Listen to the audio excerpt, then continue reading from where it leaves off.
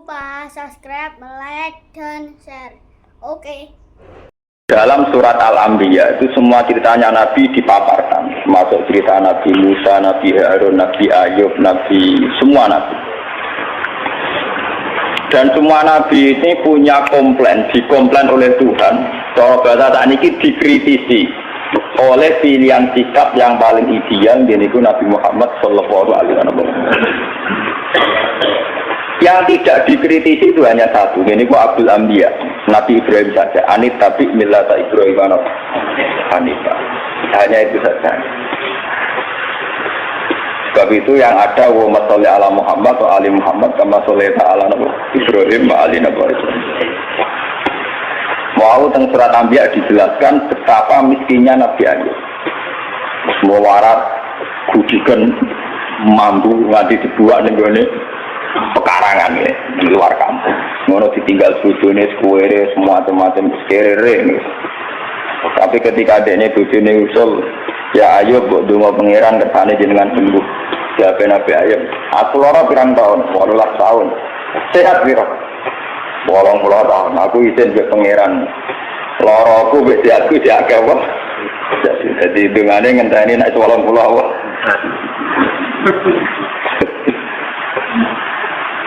Aku lola jadi gaya sini gitu loro tapi yang gereling Nabi Ayub meriang.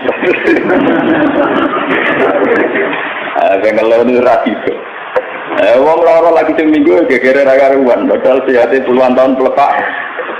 Dari Nabi Ayub teramuk. Artinya sampai kalau tidak niru Ayub lewat kiri pun tidak jadi wali ternyata. Dah kiri nggak jadi nopo. Itu parah nih, parah. Tapi Nabi Sulaiman kebalikan, dia itu Nabi yang tidak pernah punya masalah sosial ekonomi maupun kepangkatan, karena dia lahir sudah jadi putra mahkota. Kalau Nabi Daud untuk jadi raja karena berhasil mateni sinten Jalut. Tapi kalau Sulaiman sudah bin Daud, jadi dia mulai kecil langsung pun putra mahkota, terus langsung jadi raja. Itu diceritakan Al-Quran ketika dia mengalami satu peristiwa burung guguk itu cerita nak nenggone Yaman.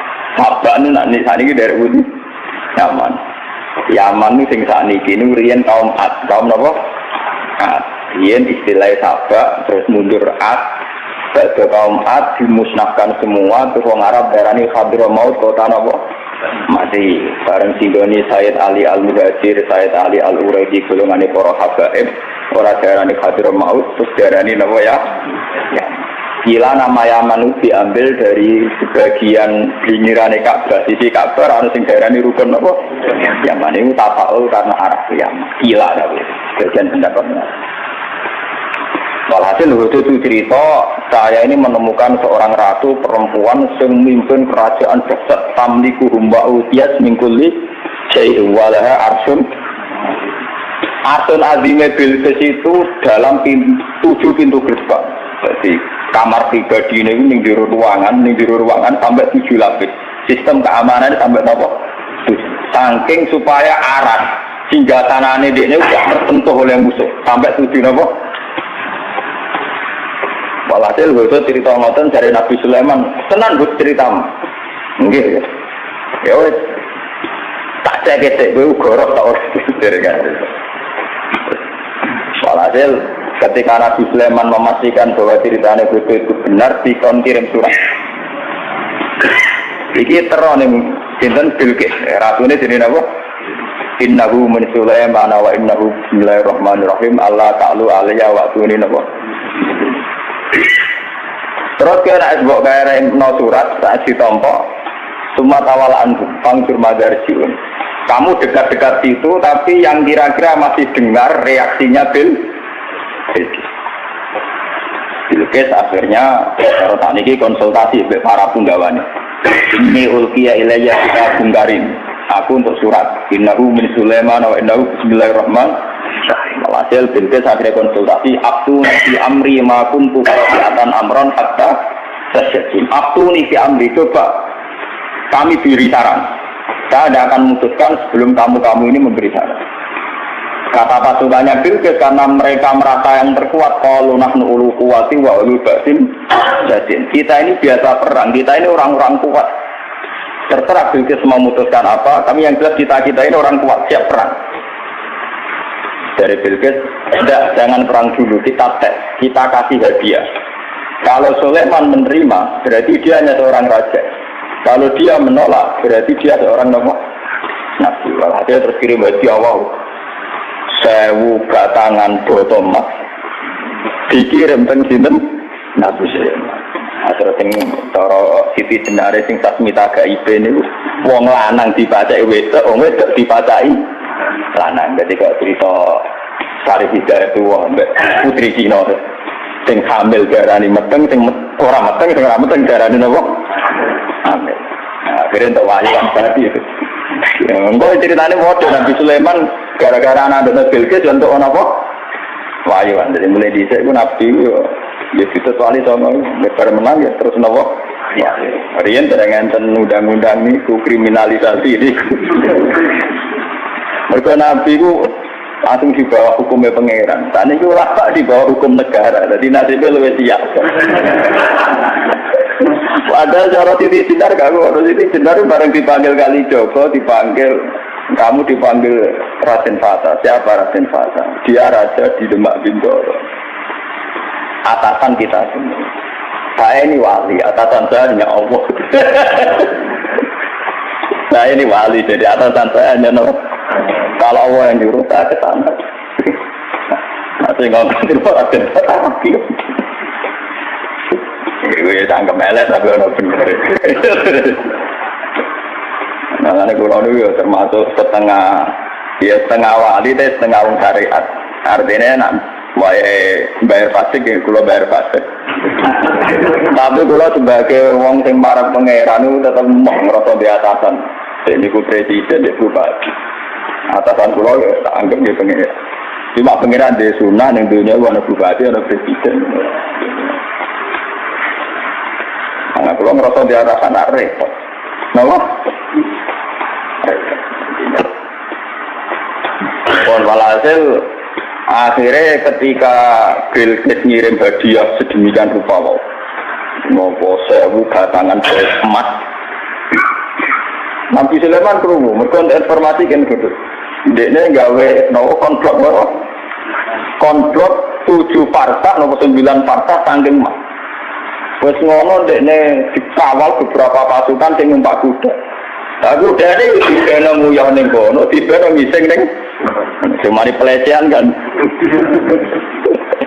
Padahal masing saking Bilqis dibungkus rapi, ditata rapi, diangkut sedemikian terhormat. Nah, masuk loh diangkut sedemikian apa?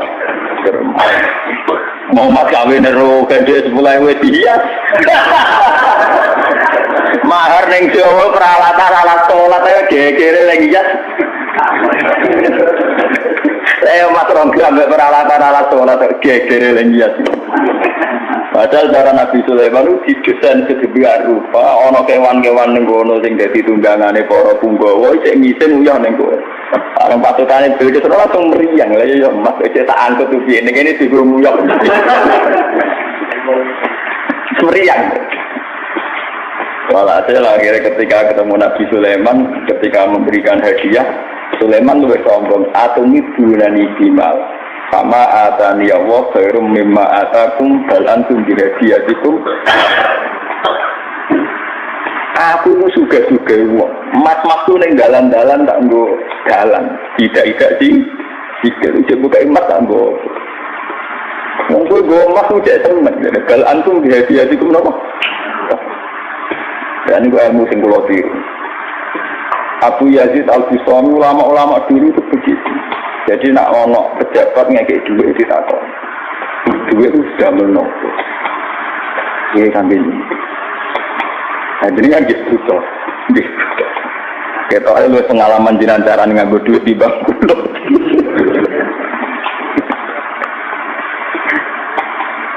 Mereka alasannya jinan ngekek duit gue lo ben sebundi jadi ben tambah ke atas.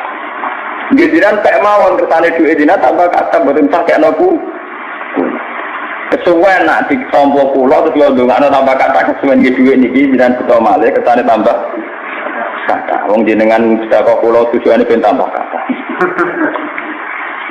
Lah jenengan, kula boten usaha, kula boten nate kepengin tambah kata. Tapi ya ora hikmah, dadi akhire wong eling ape sedekah ning Abu Yazid, Abdul Qadir ora wani muni ben tambah kata. Kudu wis tenan. Bukan tambah kata dibalekno. Kan kasusnya jenengan wis butuh untuk pengen tambah napa? Tambah kata. Ya pertama alih ben boten kalon blas jenengan. Walhasil ini kalau cerita apa yang dilakukan Nabi Ayub yang dialami Nabi Sulaiman itu cara Shahibul Burdah. Kitab ini dipakai oleh ulama seluruh dunia, bahkan sebesar Sayyid Muhammad saja kalau Madhur Rasulillah sering merujuk kitab ini dikarang oleh Imam Busairi atau Imam Busiri nak Jawa berani Imam itu Busiri itu sering dipakai tafaul oleh para kiai karena di sini semua nazmnya itu madhur Rasulillah dan dianggap madhunya itu yang terbaik. Jadi di antara syair-syair yang memadhur Rasulillah, muji Rasulullah, yang terbaik itu nazman itu Syekh Namun Busiri karena dikombinasikan oleh paham sufi kelas A. Paham sufi kelas nomor A. Buatan berbau si A ya ada berbau ahli sunnah pokoknya kelas A sufi ini yura sunni yura nopo Sia. Misalnya begini, Imam Busiri ngomentari wa kulluhum min Rasulillahi multamisun khurfam minal bahri aw rasfan minat ya. Nabi yang terlalu mengagung-agungkan kemiskinan sebagai media taqarrub ila Allah itu juga ujung-ujungnya itu kriminal, pidana. Miskin itu baik dari segi bahwa orang miskin itu tidak makan syubhat, orang miskin tidak ngambil uang korupsi dan sebagainya. Baik. Dari segi menjauhi segala syubhat haram miskin itu. Tapi kamu akan merasa bahwa miskin itu adalah sebuah kriminal, sebuah pidana. Nak wong tua meloro ra iso ngobatno, ana kiaimu kelaparan ra iso ngekeki beras. Kamu sadar bahwa media pakai jalur miskin ada kriminalnya, yaitu tidak bisa berbuat sama sekali saat ada keharusan berbuat. Misalnya kere banget, roh yatim kere, podo kene jong sepuntene. Rombok meloro kejet-kejet. Mak mati wae mak ra iso ngobatno. Kan ngeri. Tetap ada sisi kriminalnya. Paham ya? Ada sisi apa? Kriminal. Makanya miskin teman-teman oleh Nabi terus dikomentari ya tetap ngene kuwi kadal fatul ayat ora apa? Kufra. Ngobatno boe kok milih mati. Mbok-mboke dhewe mak mati wae ngobatno ya aku. Sampeyan wis tuwa wae. Ya pancen ra diomongno tapi atine ngono. Justru ra diomongno ke tak munafik malah dosane tambah loro. Dosa melarat ra iso ngobatno ya dosa ning atine arep-arep mati. Nah, dari segi ini miskin itu masalah. Sebab itu Nabi sering ngendikan kadal faqru ayakuna apa? Bahwa kemiskinan itu dekat dengan kekafiran. Karena banyak orang yang punya sifat netral, misalnya perempuan. Perempuan itu butuh makan, butuh lipstik, butuh apa saja. Kadang netral.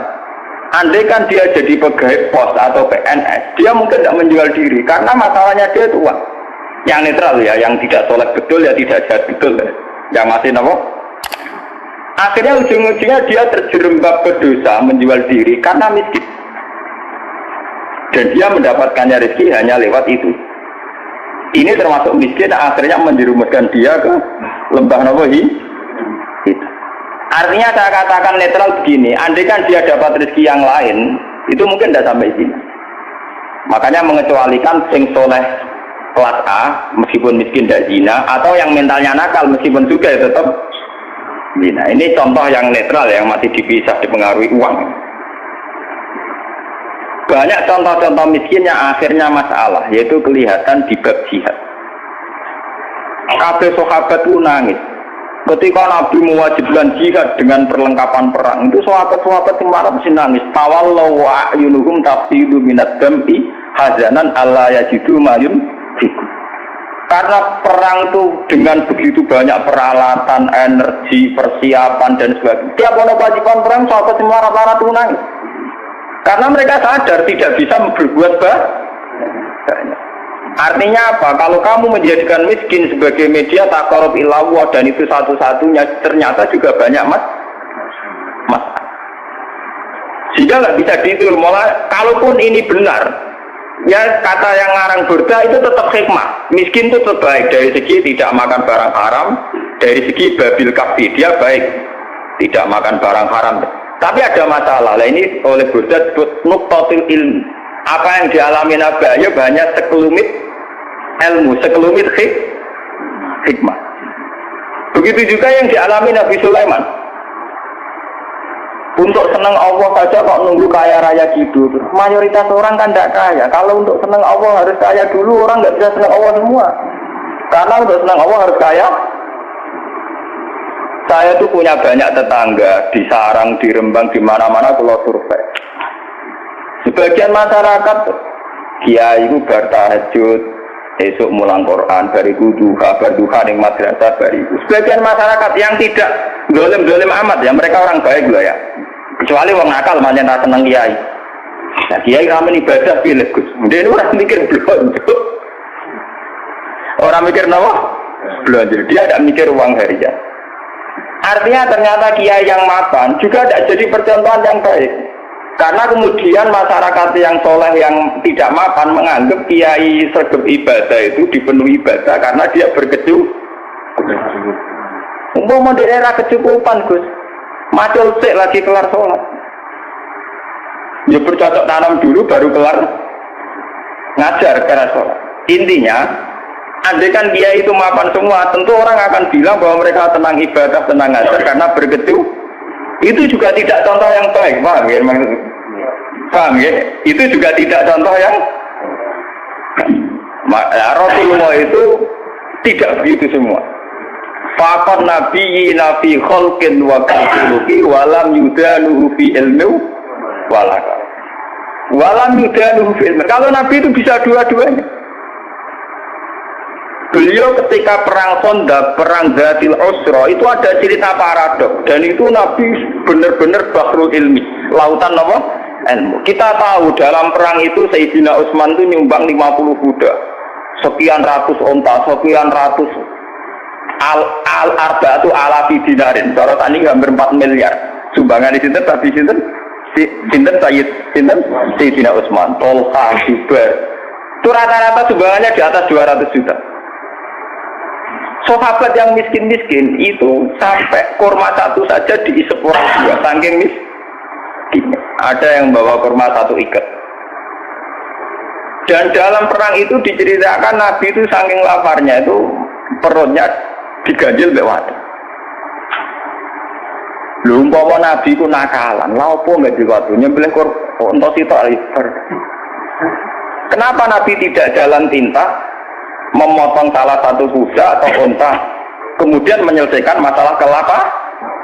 Jadi di cerita itu kan mestinya kita sebagai kiai, sebagai ulama kan paham paradoknya. Di satu sisi diceritakan sumbangan begitu melimpah, di sisi yang lain Nabi ini kelaparan sampai napa ganjel. Nah itu Nabi Muhammad. Beliau sebagai pribadi yang seorang Nabi, seorang Rasul. Dia sadar betul kalau dunia itu tidak ada artinya semua. Sehingga dia sebagai kapasitas Nabi, sebagai orang dekat Allah, ya sudah dia miskin, tidak ada masalah. Tapi beliau sebagai pemimpin besar yang harus dengan persenjataan lengkap, dengan perlengkapan yang komplit karena ngadepi pasukan besar saat itu Romawi, harus lengkap secara syariat. Nah kita itu ora bener kabeh. Nabi Ayub tentu tidak akan kuat ngadepi pasukan Romawi. Menghadapi bojone ora kuat.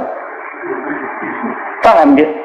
Nabi Sulaiman juga tidak koordinator yang baik karena kemudian nanti yang dianggap hebat Nabi Sulaiman saja. Karena dia perang pakai pasukan jin, pasukan setan, pasukan kewan dan sebagainya. Kapan dia didik umatnya kalau jalan pintas begitu? Paham? Mulanya dinyak Imam Busiri itu walam yudanu fil itu tidak ada visi ilmiahnya, kekuatan itu tidak bervisi ilmiah. Jadi kita bilang kekuatan itu orang atau visi apa? Jadi gampangannya kayak pulau nih kiai melarat terus mergawe kelar mangan kan macam mono visi ilmiah kiai dia teladan nak kelar mangan bergomer. Empama pulau tukang sulap, jam salah bentuk juga, lalu kan pindiru biye. Lah Sulaiman itu jalan pintas ngono iku mergo dekne mamimpin pasukan jin, pasukan setan. orang mutiara wa minat sayatini mayaghusuna lahu wa ya'maluna amalan suwetan dikongkon golek mutiara orang bangunan jin kon kerja rokan nglembur wah pokoke setan wendine Sulaiman jalan pintas kabeh paham jadi gurune Deddy Corbuzier mulane dinyek ambek saya juga umpama sisi kebaikannya Sulaiman itu hanya satu, bahwa semua kebesaran itu ternyata tidak dipakai selingkuh, tidak dipakai zalim itu saja. Tapi itu bagaimanapun hanya nuktatul ilmi seperti ilmu, tapi tanpa visi. Bandingan dengan Nabi Muhammad, sing sugeng itu ana sugi, rupa-rupane iso bina Sayyidina Utsman nyumbang kekayaannya untuk perang. Sing kere koyo Rukin yo ora tomak terus njaluk sapi di sebelah situ. Tetap dekne jihad senajan tong nggawa sak gegaman kur sehingga uang yang melimpah dari para donatur kaya tidak nggo makani Ruhin mergo Ruhin yo bekal dewe artinya apa sing kere yo jihad sing sugih yen apa nabine ora kedungsangan enak-enakan nyembelih sapi kere bareng-bareng toleransi mbek Ruhin lah itu jenenge lahrul ilmi nabi orang yang luar Kulo nu ora akeh lah tak tiru kan. Kulo nu nggih melarat secara pribadi. Kulo sebagai ulama, sebagai wali, sebagai orang dekat Allah itu ya biasa nganggep dunia ora ana artine kan. Ojo wali cara versine sampean, wali cara versine sampean kudu keramat kudu heboh. Wali cara Quran itu gampang. Allah seneng wong mukmin, Allah waliyul ladzina apa? Aman. Asal kowe mukmin itu senengi pangeran. Ya cuma tingkat senengine kan sesuai kadar iman. Iman mbek ngontak ngantuk mbek bingungan ya Allah senenge ya. Iman kok aman.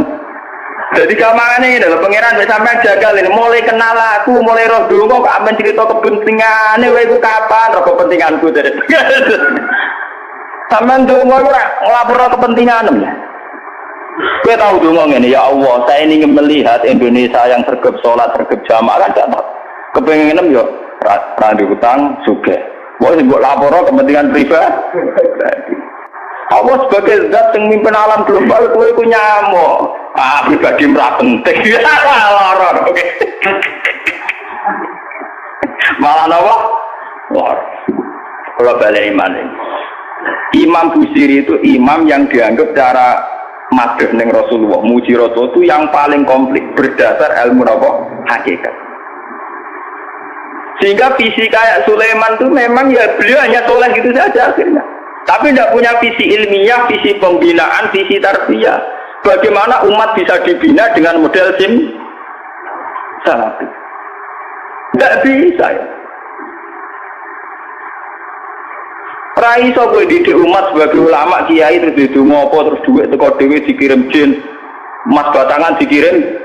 Mungkin kue jaduk sebagai pribadi, tapi itu tidak tokoh yang baik. Begitu tidak tokoh yang apa? Kulo itu anak kiai, jadi ngerti tenan sanad-sanadnya. Bapak itu gak ada wiridan disukani orang yang sedang populer jadi wali saat itu. Wongnya saya kira urip sing terkenal jadi wali. Beliau itu hujan bahwa ijazah dan juga. Belawat si orang itu dikasih ijazah. Bapak itu sebagai orang yang hafal Quran, orang syariatnya, ongkone bapak itu ya terus rezekinya lancar lewat kerja, mbok sawah panen, mbok apa, segala umumnya orang bapak itu orang Quran inginnya kayak umumnya orang. Ketika wiridan itu dibaca ada dua entah mbok makhluk gaib mbok jin, mbok dua usah kerset. Iya jadi kan butuh duit nih gitu. Bapak terus keluar dari kholwatnya itu. Pas itu ada ibu, ada saya. Wah wali ku ra kasil ya. Wali ini ijazah. Wah wali ku ra kasil. Masa aku ra wali bener. Dibole wali awur-awuran. Karena ngene aku ya iso deh. Hanya bapak itu menolak itu. Dan saya setuju oleh perilaku bapak itu jalan pintas. Namanya apa? Jalan apa? Kita ini punya Nabi Muhammad, bukan Nabi Sulaiman. Makanya Nabi Pangeran Nabi Sulaiman Nabi Sanu ora dibaleni bahaya kanggo umat. Nabi kalau Nabi Sulaiman harus ikut tok, serasa dibaleni, paham no? Gak usah apa? Mulane berdangannya, walam yudanuhu fi ilmin. Mereka itu tidak mendekati Rasulullah sama sekali fi ilmin, baik dari segi visi ilmiah, wala karomin, tidak dekat sama jauh kan. Karena sisi kayak Sulaiman tidak bisa tarbiyah. Coba sekarang santri-santri yang mondok sama Ki Jaduk yang sing salabing, mulia men golek yakek keris, ora dadi wong. Paham ya? Ora dadi wong. Kiai ini kon tobat dengan Dani. Ya kadang ngupayu antike langsung tak wakeh. Ayo kadang guere tenan. Itu udah ada jangka panjang. Sebab itu Nabi ora ana ning gone Quran anit tapi milata Sulaiman ora ana. Sing ana anit tapi milata Ibrahim apa? Jadi ternyata di Quran itu ada tradisi komplain, tradisi kritis, meskipun tetap menjaga husnul adab. Rasulullah di antara para nabi-nabi itu diceritakan semua. Tapi pada akhirnya yang jadi pilihan Nabi itu hanya Nabi Ibrahim. Anit tapi milata Ibrahim apa? Anit. Selain itu mereka hanya orang-orang baik, tapi tidak bisa ditiru. Kayak Nabi Ayub. Nabi Ayub itu miskinnya baik, karena saat miskin tetap ibadah, tetap senang Allah. Tapi kelihatan tidak ada gunanya saat ada kewajiban yang berkait harta. Misalnya aku mau melarat, apa? Gak subhat apa? Tapi ketok salah ya. Nek mbokku lara ora iso ngobatno. Ana cahaya yatim melarat ndak bisa bantu. Ana nabine disio-sio wong kafir ora iso bantu. Ana kiai ini kelaparan ora. Kayak apa misalnya kita kalau kita miskin ngerti nabinya ndak bisa bantu. Artinya ada sisi salahnya kan, ada sisi negatif. Sebab itu miskin juga ada contoh yang ideal, paham ya? Tidak contoh yang apa? Tapi kesugihan kalau Sulaiman jalan pintas juga ada contoh yang tidak. Dan itu kalau cerita betapa hebatnya Nabi Muhammad. Burda itu punya karangan, ya, di mana kehebatan Nabi Muhammad itu mencolok sekali dibanding para nabi. Jadi nabi-nabi itu ya orang soleh yang boleh diikuti. Tapi kelas ilmunya itu tetap walam yudalu bil ilmin, tidak bisa mendekati ilmunya Rasul. Lalu coba sampean banding. Gara-gara pakem ilmunya Rasulullah, visi ilmiah beliau, konsep ilmiah beliau yaitu sing diekspresikan lewat Al-Qur'an Al-Karim. Islam iso urip ning Irian Jaya. Ning Timur Leste yo ada Islam. Bahkan saingane Krisdayanti iku yo napa? Islam. Boten sing wedok itu dinegasikan cara napa? Islam itu bertahan ning Amerika, ning Eropa, ning Jawa, ning kelompok dhewe Islam. Mergo konsep Quran. Umpama Islam iku anut model Nabi Musa, Nabi Sulaiman, Nabi Ninta, ya agamane napa? Enggak. Iku hebatnya termasuk barokah barokah visi nikah, visi rahim. Wes ta, kowe gedeng poligami lah. Islam kececer ning ndi gara-gara wali songo rabi ning ndi. Neng Kamboja ana kerajaan Islam sing dikenal titip jempol. Putri jempol udah bojone wali akhire malah ada yang anak turune cari udah itu ning jempol ya pirang-pirang ning Kamboja ning Cina ya pirang-pirang. Bahkan kaya ceng, wakilan tapi ada Kanjeng. Kok sahabat itu ning Mekah ya rapi bareng teman sang ning Cina ngene wae. Mulane iku nak dikriminal aku ya cocok ngrawani wae kriminal bareng. Tapi intinya itu visi yang bahkan secara moral gak pantas. Tapi akibatnya ketahanan Islam ternyata lewat fakta-fakta itu, paham ya? Kalau orang terus nyari antar poligami mboten lho. Nah, sampean poligami ora nambahi visi Islam malah hancur keluarga. Bener kanca kula. Nulung wong wedok sitok sunat Gus, loro ya luwih sunat. Ora ngara loro, Gus. Entuk sitokne sitok ucul.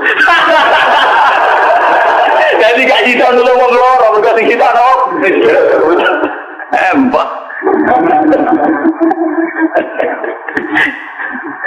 Jadi lewat ngaji niki ben sampean ngerti. Ternyata hubungannya Nabi Sulaiman dengan jin dan hubungannya Nabi Muhammad dengan jin itu luar biasa jauhnya.